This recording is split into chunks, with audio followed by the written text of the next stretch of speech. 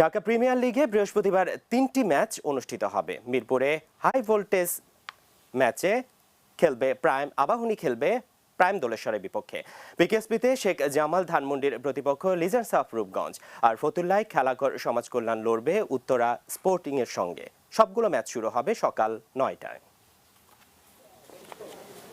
সময়ের সেরা খেলোয়াড়দের নিয়ে টেবিলের শীর্ষে রয়েছে ধানমন্ডির ঐতিহ্যবাহী দলটি।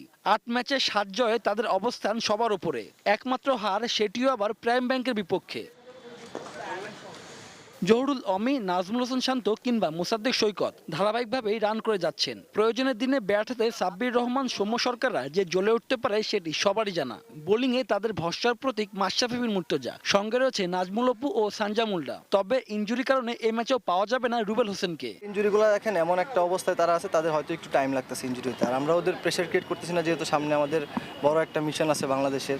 সো এই জন্য আমার মনে হয় যে না, সবাই খুব একটা যদি প্রেশার ক্রিয়েট করি, তার থেকে হয়তো এক ম্যাচ রেস্ট করলে পরের ম্যাচে সে ফুল ফিট হয়ে খেললে এটা আমাদের টিমের জন্য লাভ। তারপরও মাটিতেই পা রাখছে আবাহনী। নিজেদের সেরাটা দিয়ে সচল রাখতে চায় জয়ের ধারা, একই সঙ্গে শীর্ষ স্থান। এখানে আপনি দেখেন হয়তো 1-2টা টিম একদম নতুন টিম ছাড়া বাকি সব টিমগুলো এক্সপিরিয়েন্স টিম, এবং সব নতুন পুরাতন প্লেয়ার, এখানে এক্সপিরিয়েন্স প্লেয়ার এবং ভালো ভালো সব প্লেয়ারগুলো প্রত্যেকটা টিমে আছে।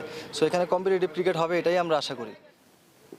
এদিকে সমান 8 ম্যাচে 6 জয়, 4 নম্বরে অবস্থান প্রাইম দোলেশ্বরের। যে দুই দলের বিপক্ষে হেরেছে তাদের একটি মোহামেডান, অন্যটি লিজেন্ডস অব রূপগঞ্জ। এবারের আসরে দোলেশ্বরের চমক সাইফ হাসান। 75 এভারেজে 452 রান নিয়ে 2 অবস্থান তার। 24 উইকেট পেয়ে দোলেশ্বরের ফরাদেজা এখন টেবিল টপার।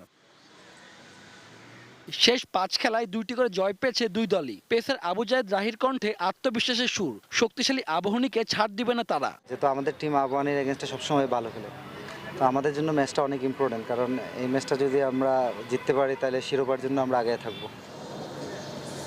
শুভ দেবনাথ, এটিএন নিউজ, ঢাকা।